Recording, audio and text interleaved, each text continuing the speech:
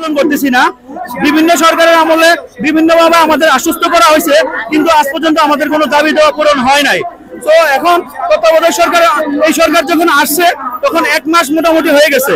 তো আমরা তো এখন থেকে আন্দোলন করতেছি না। তো আমাদের আন্দোলন এখন, আমরা তো বেশি দিন আন্দোলন করতেছি না। আমাদের দাবি তো মেনে নিলে আমরা সবাই ঘরে ফিরে যাব, আমরা কোনো সহিংস আন্দোলন করব না।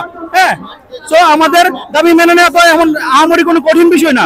তো আমরা তো কোনো রাস্তাঘাট মানে কোনো অহিংসা আন্দোলন করতেছি, আমরা কোনো মানে অন্যায় করতেছি না, কোনো ভাঙচুর করতেছি না। তো আমরা এমন কোনো প্রতিবন্ধকতা সৃষ্টি করতেছি না যে সরকারের কোনো সমস্যা হবে। আমরা চাই আমাদের দাবিগুলো সরকার বিবেচনা করে 35 করে দেখ, আমরা সবাই চলে যাই।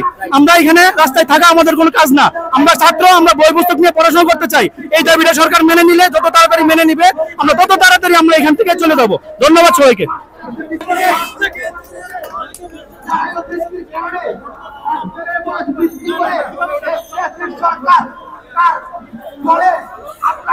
সরকার আমাদের বারবার কিন্তু সময় দেয়, টাইম দেয়, কিন্তু দিন শেষে আমাদের দাবি পূরণ করে না।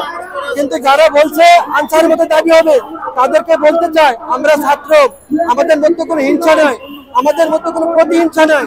আমাদের দাবি একটাই, আমরা 35 চাই। আমাদের দাবিটা মেনে নিক, আমরা সহজেই চলে যাব।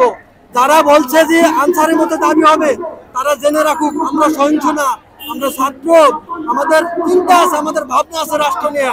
সো আমাদের দাবি মেনে নিলে আমরা সবাই আমাদের পড়ার টেবিলে চলে যাব। আমাদের